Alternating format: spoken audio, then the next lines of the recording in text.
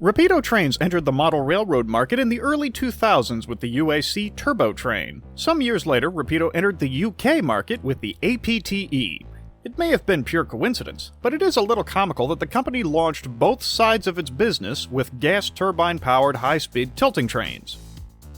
The model comes in a large box. Upon opening it, you find the typical paperwork and exploded diagrams, along with a book detailing the history of the prototype APT-E. The train comes packed in 4 clamshell plastic sleeves and is plenty secure. The model here is one of 200 made in this fictional intercity livery from the second round of APT-E model production. Both were limited production runs, although I did see some complaints from owners of the first run trains when the second was announced. Articulated train sets in model form are often engineered in interesting ways, even more so when you add tilting into the mix. While the APT-E is a 4-car train, the model is essentially 7 units. Both power cars have 1 bogie permanently attached. These contain the tilting mechanism. There are 3 bogies that each car plugs into. These contain not only the plastic clip-in couplings, but 8-pin plugs that pass along power for the speakers, motor, and lights. Assembling the train takes a little practice, but essentially each car is held up and at an angle, then slid in until the plastic tabs and plugs begin to engage. Once everything is in the clear, a good firm push is given and the car snaps into the coupling. This process repeats until the train is assembled.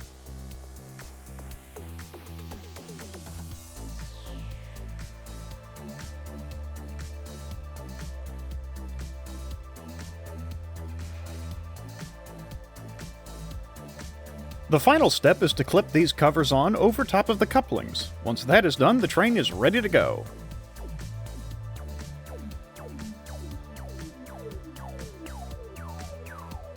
If any of the 6 plugs anywhere along the length of the train does not make proper contact, you can have a variety of issues. The most common for me was the rear lights not functioning. Rapido includes spare plugs with the train in the event that one is destroyed. The way the manual is written, it would not take much to damage one. When the lights are working properly, however, Function 0 turns on headlights which show white or red depending on the train's direction.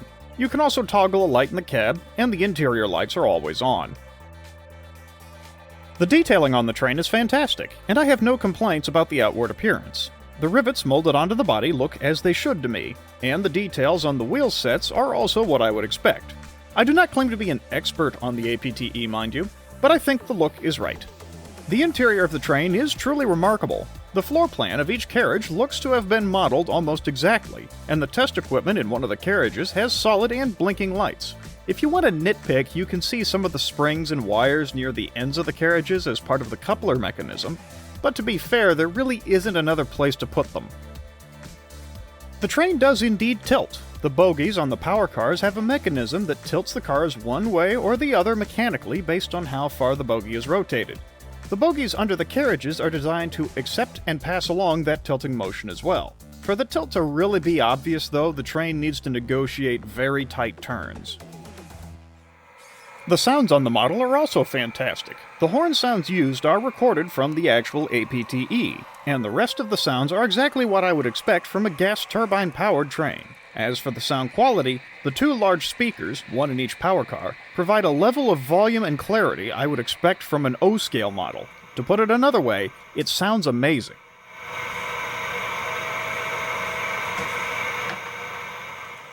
As far as how the train handles, it stays on the hand-laid Code 70 track of the Northern Virginia Model Railroaders' Western North Carolina layout just fine. There are only 1 or 2 spots it occasionally argues with.